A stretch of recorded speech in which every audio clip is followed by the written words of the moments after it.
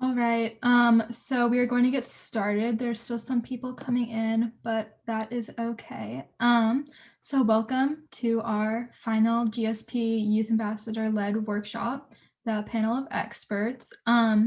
We'd just like to ask you to rename yourself. You can do that if you hover over your box kind of at the top and then click on the three dots and then click rename to your first name and your pronouns if you feel comfortable.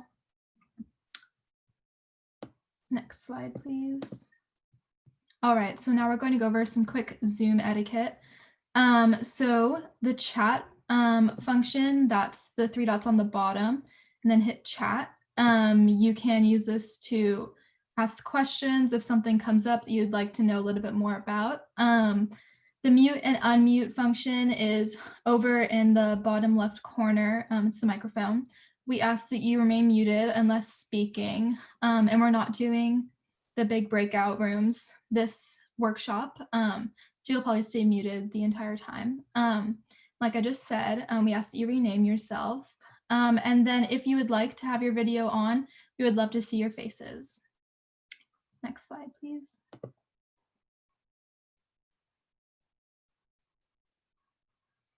And then just some community guidelines that the youth ambassadors have come up with.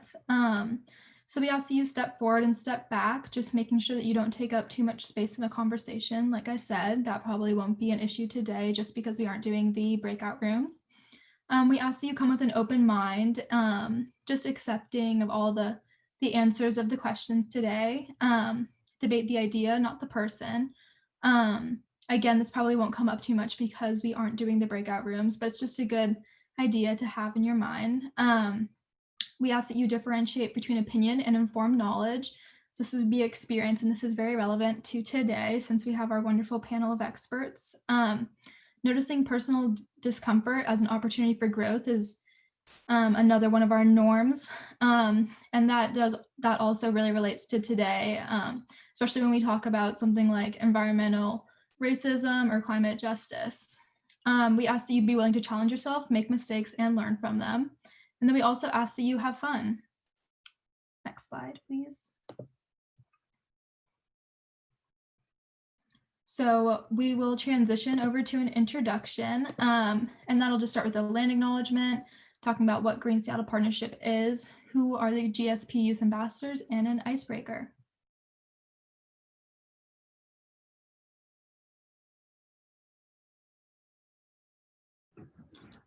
So we would like to acknowledge that we are on the ancestral and unceded land of the Coast Salish people, including the Duwamish people past and present, and we honor with immense gratitude the land itself and the Duwamish people.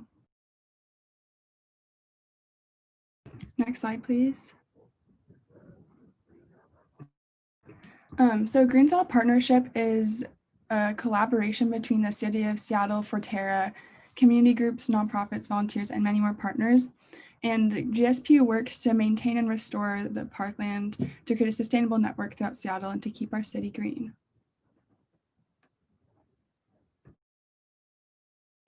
So a little insight into the youth ambassadors. So we created these workshops for students just like us, and we are a group of high schoolers who are passionate about environmental issues and the restoration and preservation of our forests and green spaces. And our intent for this series of workshops was that we could be educating all of you to be good stewards and advocates for the environment and to share your knowledge and educate others on how they can do the same. All right, so we're going to introduce ourselves first, and then we want to get to know all of you. So hi, my name is Danielle. I use she, her pronouns. I'm a senior at Ingram High School. And one way that I spend my time trying to support climate justice is helping to teach others about ways they can get involved. Hi, I'm Meredith. I use she, her pronouns. I'm a senior at Seattle Prep, and one way I spend my time supporting climate justice is I work at the aquarium as an interpreter. Hi, my name is Sydney. I use she, her pronouns. I'm currently a senior at Seattle Academy. And then one way I spend my time to support climate justice is by volunteering for the campaigns of candidates and legislation that support climate justice. Hi, my name's Ava. I'm also a senior at Seattle Prep, and I use she, her pronouns. And a way that I spend my time to support climate justice is through GSP work, but also leading a club at my school focused on environmental intersectionality. Hi, my name is Maya. I'm also a senior at Seattle Prep, and I use she, her pronouns. And something that I do to support climate justice is I actually lead the same club with Ava at our school. And I'm Margot. I use she, her pronouns, and I'm a senior at Ingram. And yes, I am Danielle's twin. And something that I do is I believe in like the power of education. So with Danielle, like we co-lead a club at our school, but also I'm an organizer with the Washington Youth for Climate Justice. All right, so now that you've met our youth ambassadors, take a couple seconds in the chat to respond to the same question, and I'll just read out some of your answers.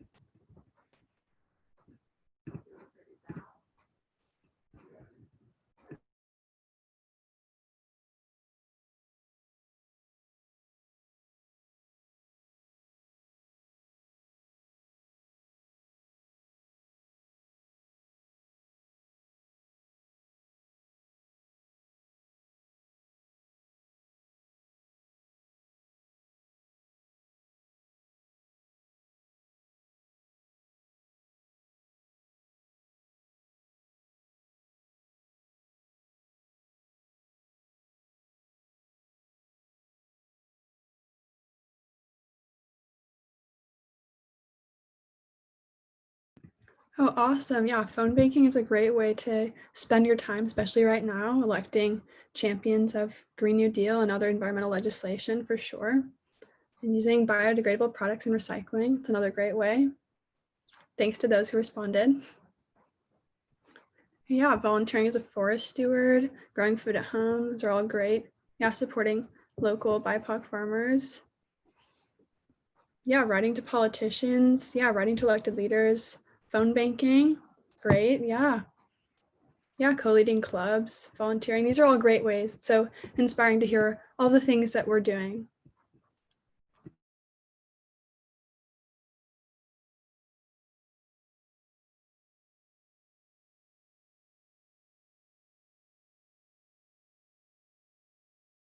All right, so now let's meet some of our awesome panelists. Panelists, if you don't mind just giving us a 1-minute introduction by telling us your name, your organization, a little bit about that organization, and then please answer the icebreaker question, which is, again, one way you spend your time to support climate justice. So I actually have a list right here of the panelists, so we'll just go down this list. So let's start off with Aaron. Hi, my name is Aaron, and I'm on the board of a nonpartisan nonprofit called Carbon Washington.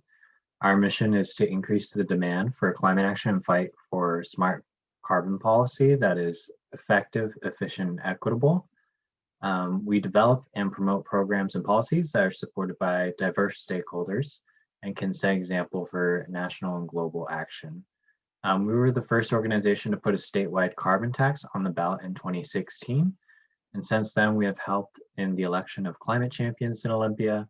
We've passed a biochar and sustainable farm and fields bill, and we've contributed to legislation projected to reduce carbon emissions in Washington by 20% by 2035.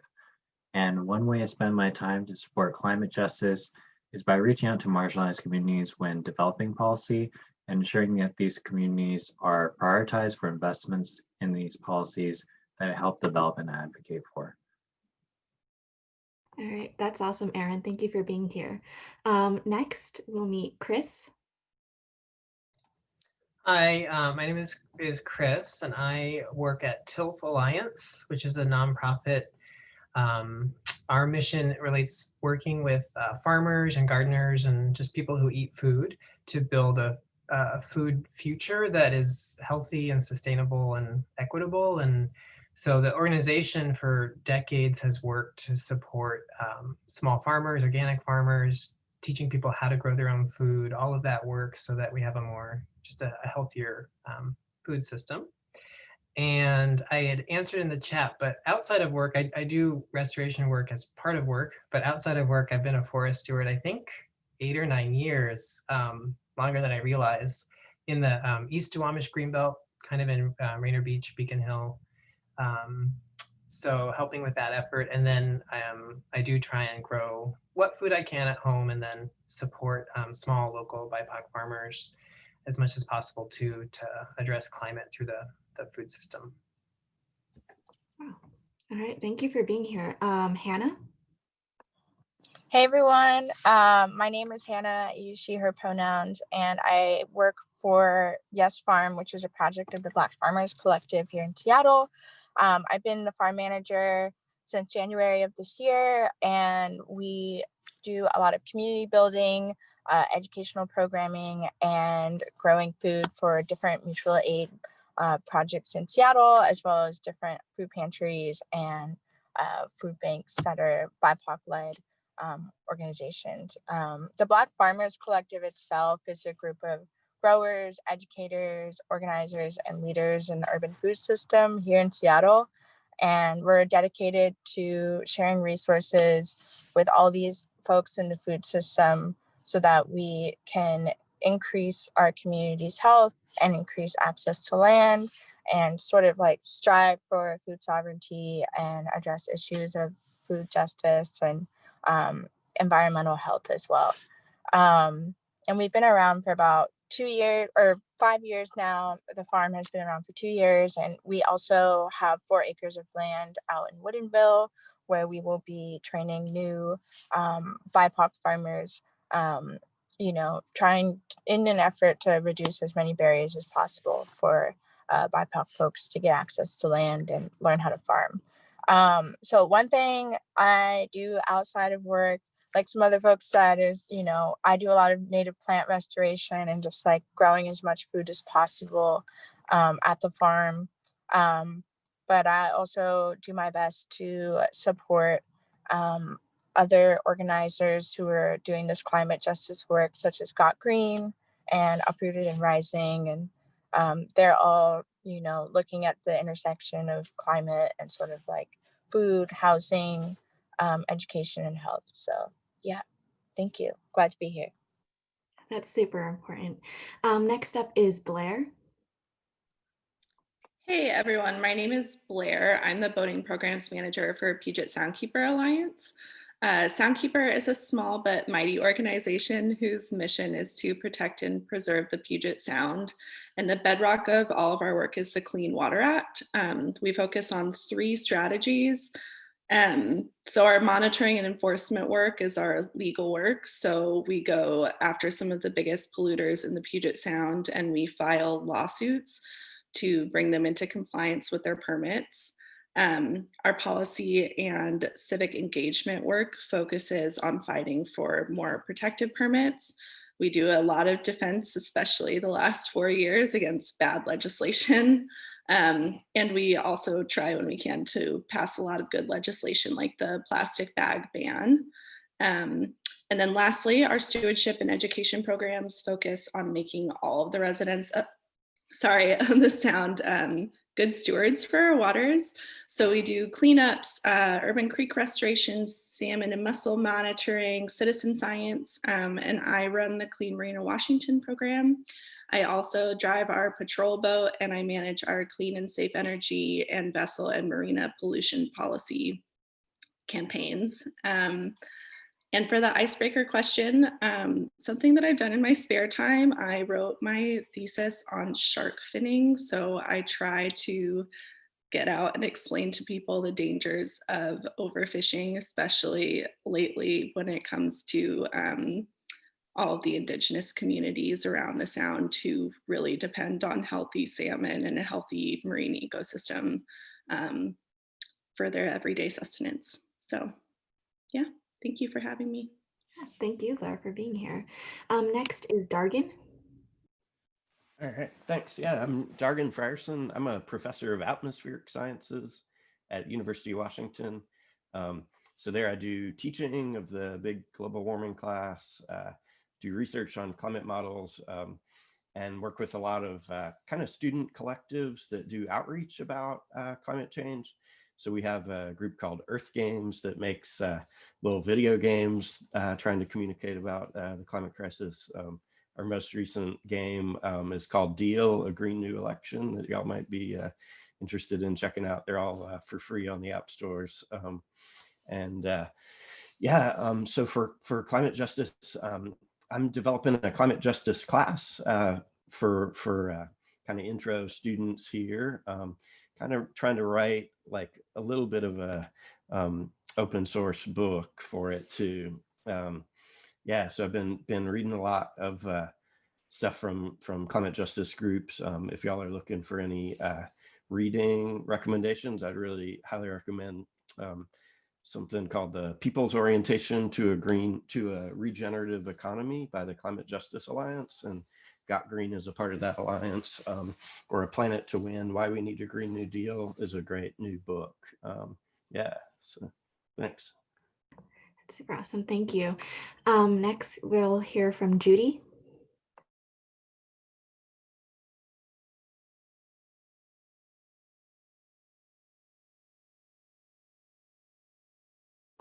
Oh, Judy, I think you're muted.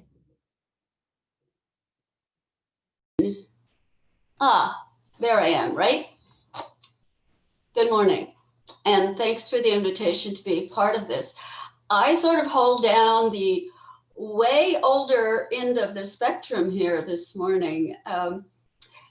I have been involved as a citizen for 30 years in the restoration and stewardship of Fauntleroy Creek, which is one of the city's smallest. It's only a mile long and situated in one of the city's more affluent neighborhoods. So environmental justice is something that we really have to work hard to keep as a priority. The Fauntleroy Watershed Council is 20 years old. And through the council, we look out not only for the creek, but for the natural areas in the watershed, predominantly Fauntleroy Park, which is an all-natural habitat that protects the headwaters of the creek. We have done a variety of things over the years. Most obvious to the general public is education. I also serve on the leadership team for Salmon in the Schools in Seattle. And so on a typical year, we would see at least 700 students here to release their salmon and explore habitat during their field trips. We enhance those as much as we possibly can. And of course, now is a bit of a weird time in terms of getting young students out here. Most of the heavy lifting in terms of restoration in this watershed has been by Earth Corps trainees. And they come from all over the country and all over the world. Initial restoration, however, was by teenagers in summer youth employment projects. So I really have to smile at those years that we had teenagers here in the summer. Most of the time it worked really well, but like anything at the real grassroots level, you have to be ready to, go with the flow. Most of my time is my spare time since I am retired. I guess what I do in my spare time is things other than environmental things, because I spend a good 75% of my time working on things related to the creek or the watershed itself. And right now it's spawning season. So we have volunteer salmon watchers coming and going. I have the great privilege of living right on the lower creek. In a house that would not be permitted today. And I am sitting here looking at a Green Seattle Partnership restoration site on the other side of the creek. So that's where I sit and that's what I do. All right, thank you, Judy. Last but not least, Casey. Hi, everybody. My name is Casey Ralston, and I am an education coordinator at NOAA, or National Oceanic and Atmospheric Administration. I work actually for NOAA Fisheries. So that's, if you're not familiar with NOAA, we are a national science agency, sort of like NASA, but for oceans and atmosphere. And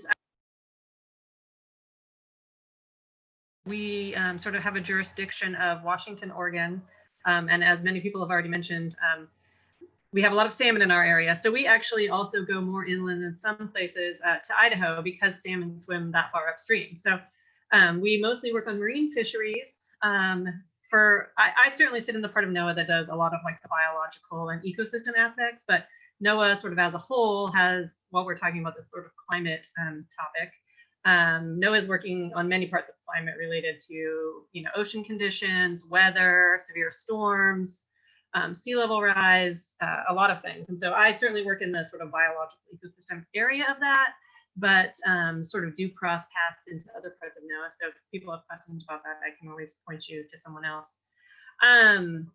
My sort of job is doing education for NOAA. So I work a lot with student and teacher audiences, doing public outreach, which I guess would kind of bring me to my icebreaker. Is my job is not all about climate, it's about sort of fish and water, but of course those things intersect. And so I feel like what I am doing related to climate is in my job, sort of teaching people about these issues, about things that are happening in the world related to climate, helping people make connections to resources that might be useful to them, getting out into communities and talking to them about work, and also learning from them about what is going on for them that might be important for scientists to know about.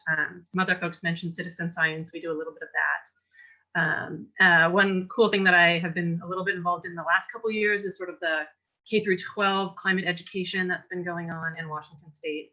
We're pretty lucky to have that. So yeah, and I guess on my personal, I think echoing what some of the other folks have said, I try to be pretty conscious about my choices for eating, purchasing, things like that, and keep them as close to home as possible. I spend a lot of time outside volunteering for habitat restoration and things like that. And I think the other thing that I do is I try to, I talk to people about these things. So I try to talk to people that maybe don't think or believe in some of these issues, and sort of keep talking to them about it and try to find ways to bring this topic to mind for them. Thanks. All right, thank you to all our panelists for being here today. And now we're going to move into the next portion of this workshop, which is the question and answer. Yeah, thank you so much for all those amazing introductions. It was so cool to hear about what you all do. So we'll start off with the first question. It'll be posted in the chat, but I'll read it off right now as well. So, Green Seattle Partnership's mission is to protect and restore our urban forests. We know that urban forests have a myriad of benefits for the local environment, climate, as well as the health and well-being of our communities. Can you speak briefly to how your work connects to the mission of Green Seattle Partnership? So we'll go in the same order that we did the introductions. So Aaron, if you'd like to speak first, that would be wonderful. All right. So we have a new campaign called Washington Strong. It's a green recovery bond campaign, and it could support habitat restoration projects to improve climate resilience and adaptation. In 2016, Washington issued green bonds, and they were used for system upgrades to hospitals and cities to save hundreds of thousands of dollars in energy and water costs. These bonds were also used to protect local shores and forests for habitat, carbon sequestration, recreation, like in parks, and cultural heritage in Kitsap County. And we also have a sustainable farm and fields bill, which was passed last session, and it creates a grant program that supports integrating trees, shrubs, vegetation, but this would be in agricultural lands for carbon sequestration. That's some amazing work. Thank you so much for sharing. Chris, if you could go next. Sure. So with Tilth Alliance, a lot of our work, as I mentioned before, is around the food system and how we grow food, and locally and in Washington State. And so I think a lot about the history of sort of agriculture as it exists here today is a lot of clearing lands, clearing forests, filling in wetlands. It's been a very destructive approach. And so the work that Tilth is doing and supporting farming in a way and growing food in a way that can actually help to not be at odds with the ecosystem by not using chemicals, by building healthy soil, a lot of different strategies, so that even though we might be using the land to grow food, there's also room for forests or wetlands or natural areas. And so it feels kind of, I think, compatible with Green Seattle Partnership in that way.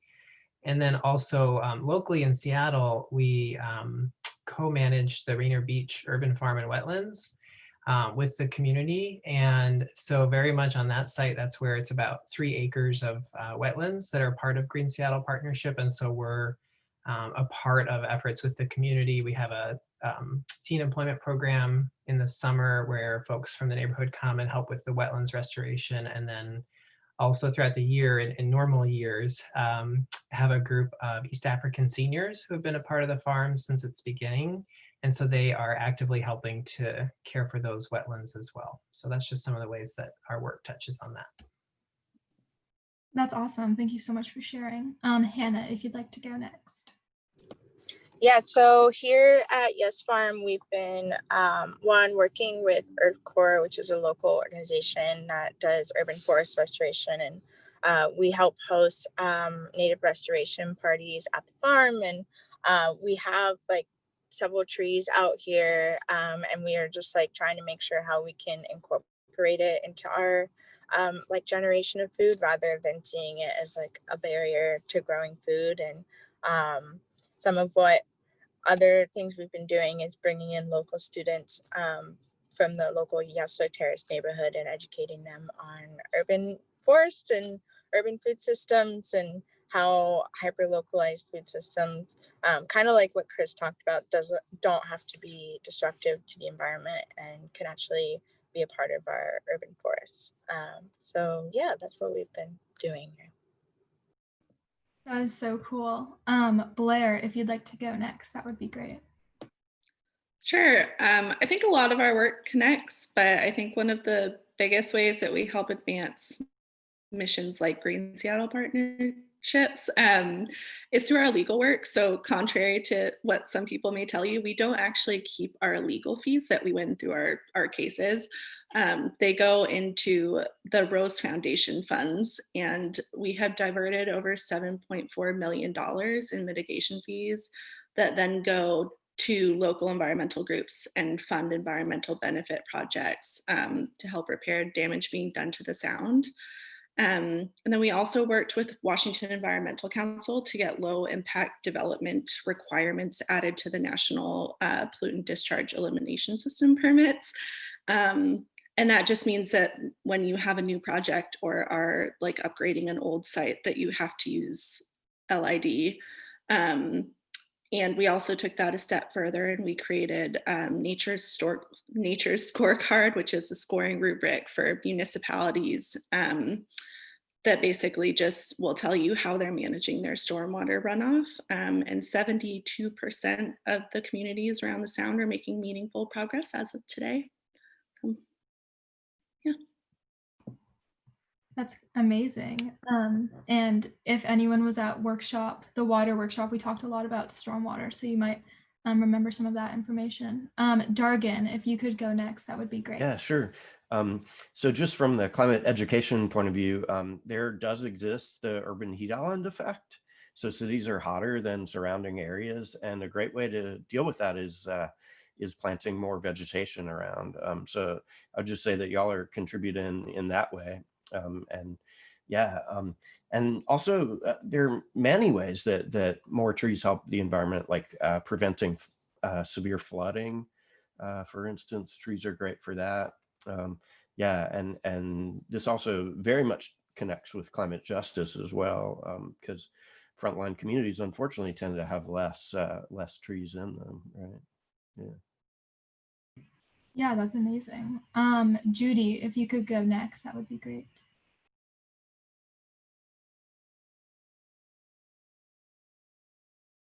Judy, you're muted. Plant a lot of trees and shrubs and ground covers, but at some point you're going to have to maintain those things. The ones that can get easily overwhelmed by invasives. And so having forest stewards literally on the ground has been a real asset. We take every advantage when we have opportunity for outreach. And this time of year, as I mentioned earlier, is spawning season, and fish are a great lure for the kind of conversations that not only provide information, but that plant seeds.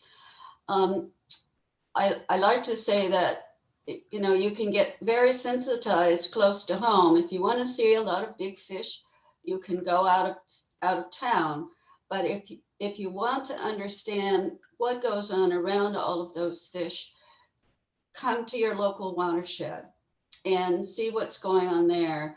I was also instrumental in rejuvenating what we are now calling the Seattle Watershed Alliance, an opportunity to share information across the city's watersheds, which has been sorely lacking in like the last decade. We just didn't know what one another was doing, and we also could not advocate with a stronger voice because we didn't know. I think that's a good summary. Thank you. Thank you so much. And then we will wrap it up with Casey. Yeah, so I can't think of anything specific that we're doing in partnership with the Seattle Partnership, but definitely a lot of the things that folks have mentioned relate to our work. We have some ongoing projects and research in different parks around Seattle. Somebody mentioned stormwater. The thing that sort of jumped to mind for me, two big things are sort of urban creeks, right, which are directly related to urban trees. And so we're doing a lot of research on the effectiveness of different restoration actions and restoration strategies. So like what kinds of trees or what percentage of trees or what kinds of other filtration might be beneficial, not only to just kind of cleaning up the water, but making that water, ensuring that water is actually clean for species to live in, right? Sometimes it can look clean, but it still has a lot of other stuff going on. We also do with some of the Seattle parks, there's like coastal restoration, so shorelines, not just riparian habitats, but shoreline restoration, and kind of also having similar, like not trees maybe, but other sort of complex habitat to make sure that the shorelines are healthy for animals. I was going to say one other thing. Oh, and I guess the other thing I was just going to say is generally like similar thoughts of having healthy riparian areas. Certainly for us working on salmon, that's a huge thing, and creeks all over our region. And so sort of how can those things impact stormwater, protect animals, and sort of be healthy ecosystems. That's amazing. Thank you so much, everyone, for speaking on that question. And now we'll move to question 2. All right, so I know that several of you already kind of touched on this, but just to make it clear and reiterate, if each of you can speak to like 30 seconds about how you center environmental and racial justice within your work, and we'll go in the same order, so beginning with Aaron. Yeah, so Carbon Washington in its most recent campaigns has worked on centering racial and environmental justice by engaging with environmental and racial justice groups like Run Centered, Got Green, and some Latino communities that are in the Alliance for Jobs and Clean Energy. We do this early and often in the process of policy and campaign development, and just leaving room for open discussion on how these policies are developed, and ensuring that there are diverse representation in terms of the advisory boards for determining where the funds are allocated, and ensuring that we're targeting these communities that are disproportionately impacted by air pollution or the impacts of climate change. Yeah, so that's my answer. Great, thank you so much. And Chris?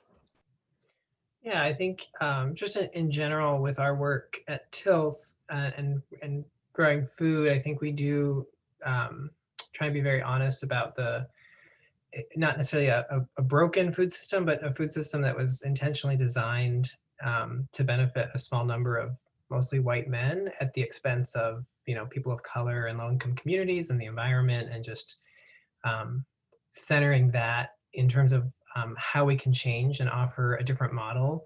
And I think we are a historically and currently white-led organization, so as much as we can just be aware of that privilege that it puts us in, and identify where we can do more partnership and work as allies to support, especially like BIPOC farmers and others, and, you know, get out of the way when we need to get out of the way, but otherwise just help to provide resources and spaces for sharing and learning as part of our work.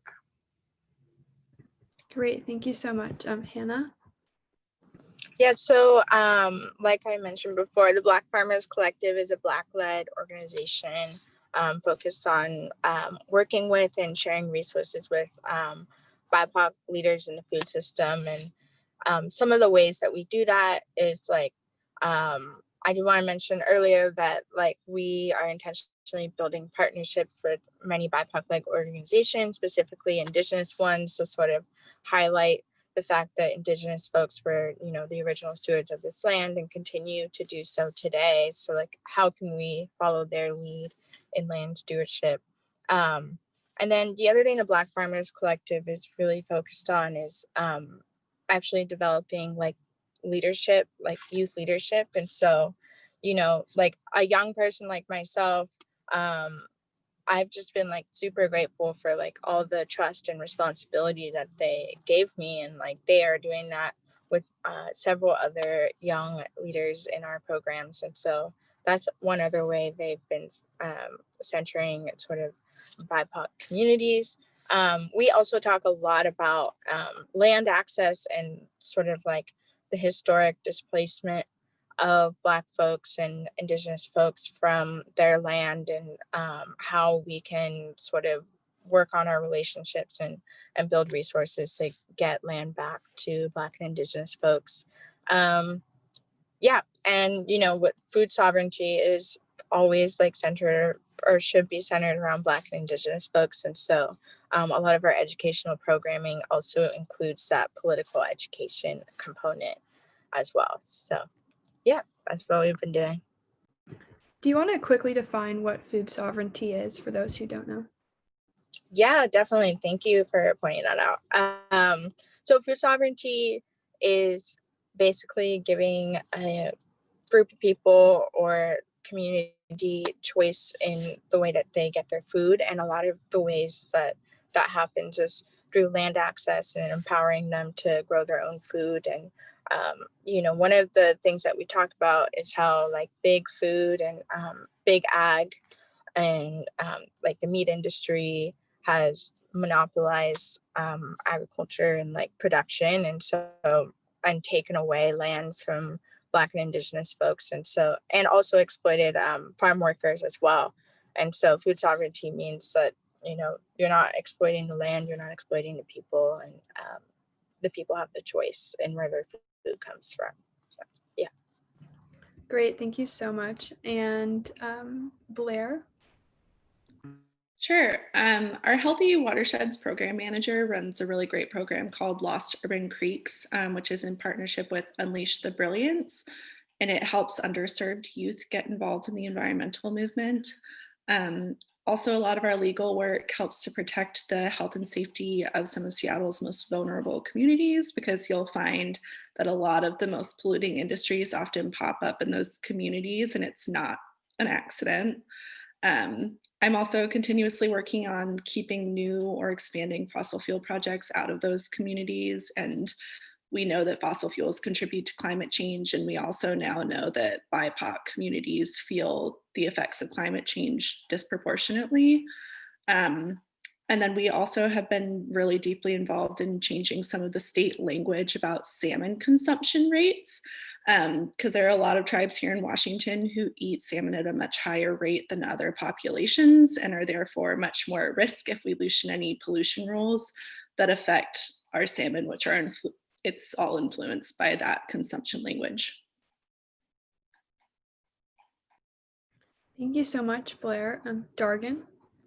Yeah, so in terms of my teaching, I try to get our students to read the voices of the environmental justice community as sort of directly as possible, right? To watch their, you know, videos and stuff, right? So they're hearing from those voices, not filtered through me, not filtered through, you know, some textbook, right? In the climate solution space, there's a lot of fake solutions out there that, you know, are like, oh, if we just paid the fossil fuel industry a little bit more, then, you know, they could capture carbon underground and whatever. And you look at the fine print of the study and it's funded by BP, right? It's like, surprise, surprise, right? But that said, there's a ton of people more than ever right now, right, who are looking at this people's people's solutions. So just lifting up those voices is something that everybody can do. Yeah. Awesome. Thank you so much. And Judy? We look primarily to the education part of what we do. I have beaten my head against a wall more times than I care to say, trying to get restoration grant monies that have an environmental justice component. And I simply cannot get around the fact that this is a privileged community. The creek is where it is. And regardless of creative ways to engage a variety of people, you know, they just, the proposals do not rise to the top of the list. We really put an emphasis on working with the public schools in this part of town. And that's where we have the greatest diversity of students. And I try to make sure that not only do we expose them to different facets of the environment, but that I try to stimulate particular interest and let them know that not everything has been discovered, not everything has been done yet. And really do all I can to make sure that they have the potential for a future in some aspect of environmental work, regardless of where they may have been born or the complexities of their family situations. They've got a future. That's, I think, the best that we can possibly do. Of course, we can't track that. We don't know. But you cast the seeds and you know that some of them will sprout and grow. That is a very inspiring quote. All right, Casey. Yeah, I mean, I would echo some of what other folks said, but just to sort of throw a different lens. Obviously, I work in a professional science space, right? So we're not always directly in the policy, and we're also not always the most, we aren't always centering communities for our work, right? I think there's definitely different projects and different work that does that better. I would say the climate work is actually a place where it's like you can't ignore the human component, right? Like just looking at salmon and trees is one thing, but thinking about food or connections to community. I would say even, I mean, I've been at NOAA about a little bit over 10 years. And in that time, there's been a lot of growth toward more environmental justice, more social science and impacts to communities. So that's, I think, a promising thing that's happening more and more, you know, centering voices, acknowledging multiple ways of knowing, not just sort of the Western science structure. And so I think, I mean, just things I'm seeing in my space, there's more research projects where like scientific or natural history data is overlaid with community data or demographic data. Not only like who is impacted, you know, what is happening in this space, but who's being impacted, like how does that impact their livelihood or the food that they can get or where they can live or can't live. I mean, I think as a public agency, we definitely have responsibilities to the communities that we serve, you know, different kinds of processes and public meetings to get input, but a lot of times those aren't as in the community as they should be. And so like finding ways to communicate to communities that are actually effective for the community, thinking about timing. So we definitely have room for improvement, but I would say that it's very exciting that we're incorporating more traditional ecological knowledge into science projects. You know, so Native folks who have been living on the land and know the patterns and know how things go, like that's being incorporated more into science. There's still a lot of room for improvement there. Thanks. Thank you so much for all those answers, and we're going to move on to our next question. So this question is specifically for Chris and Hannah, and someone's also going to put it in the chat, but I just want to like think aspirationally, like what should the like future of agriculture look like, especially like as Hannah was touching on, like concerning food justice and food sovereignty, but also considering like climate justice and the climate crisis, and then just even briefly, like how can that be manifested? Chris, if you want to start off, and then Hannah, you can go. Sure. Thank you. I think actually when Hannah was speaking earlier about food sovereignty is like kind of the perfect, in my mind, like the perfect answer for what that what it can look like as an alternative to what a lot of current agriculture looks like.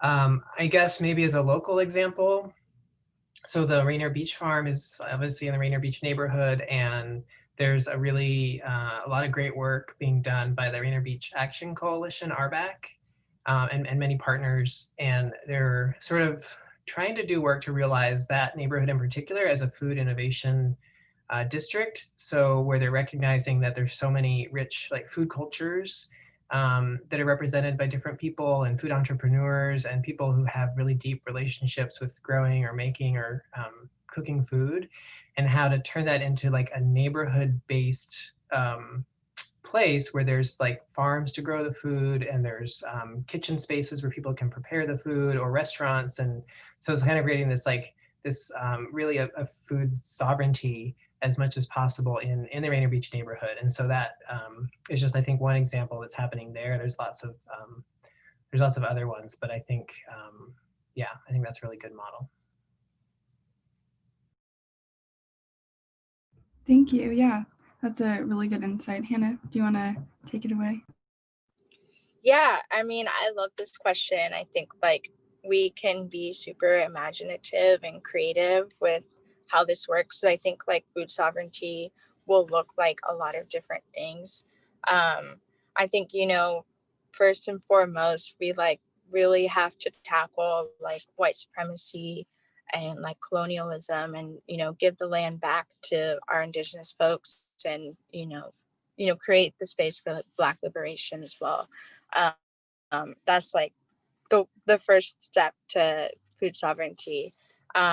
And then specifically in terms of like what that would look like, I think just like our communities becoming more interconnected and dependent on sort of like localized mutual aid is super important.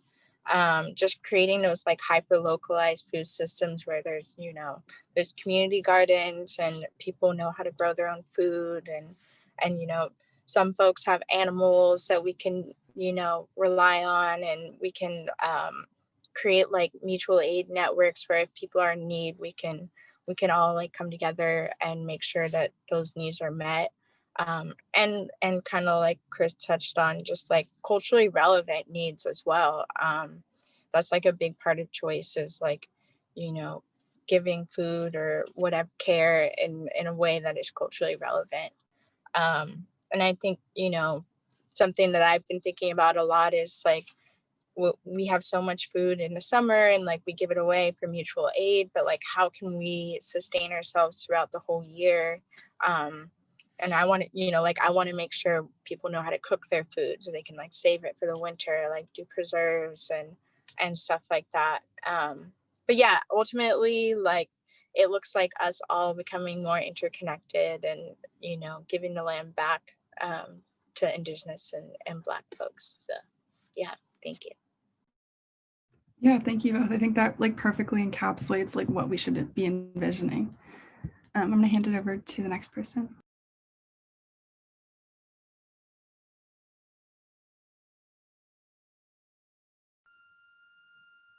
Okay, yeah. So we've got lots of questions, but due to time, we're gonna just try and ask just a few more. And so anyone can kind of answer this. Panelists, just kind of feel free to unmute yourself and we'll go popcorn style. The question is, how do urban forests and green spaces improve water quality or the climate?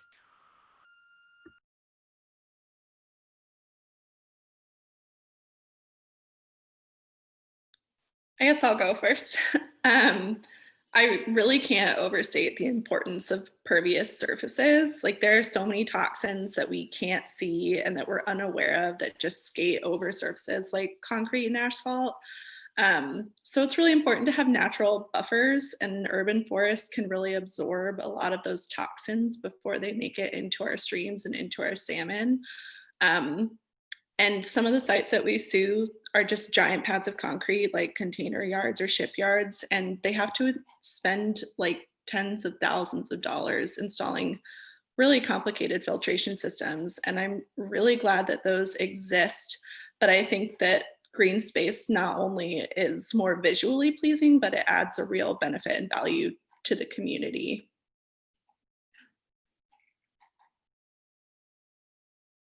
Yeah, and just in terms of the climate impact, this urban heat island effect, it can be a 15-degree temperature difference between one part of a city and another. A lot of that can be equalized by having a lot of vegetation there where evaporation can happen. And so it's a really big effect. Big way to deal with rising temperatures is to knock out 15 degrees of difference between two parts of the city. Right? I'll just note that on our little creek, we've really seen the impact of our changing climate. We're getting a lot more rain during the typical rainy season. And of course, usually our summers have very little rain. So what it means for the creek is that it runs fast and furious. And our in-stream structures were really, just during initial restoration, were designed for a different dynamic. And it's been interesting to be talking with people who say, well, what are you seeing? Well, I'm seeing it right here. What's going on? And of course, the more trees that we have, the more shrubs and ground cover, the better. But of course, across the city, we are greatly challenged because most watersheds are not green. They are concrete. Those are some great points. Thank you so much. Now we'll start our last question.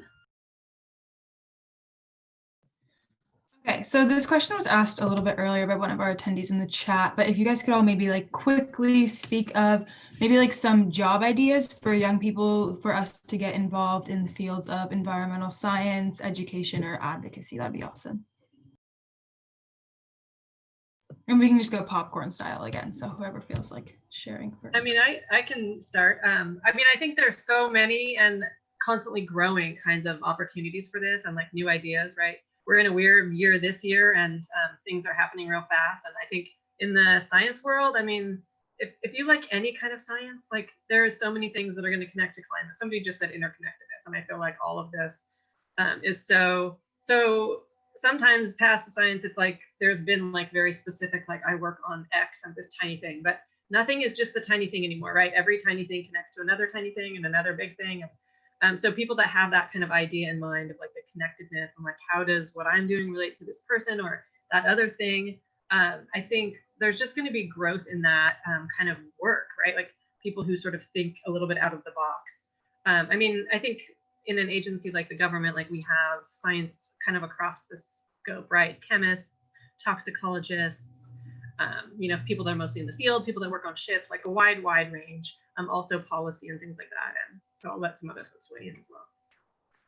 Yeah, I want to add that, I mean, you see the diversity of the different roles that the panelists have, and in the environmental field, there's a wide variety of jobs you can get.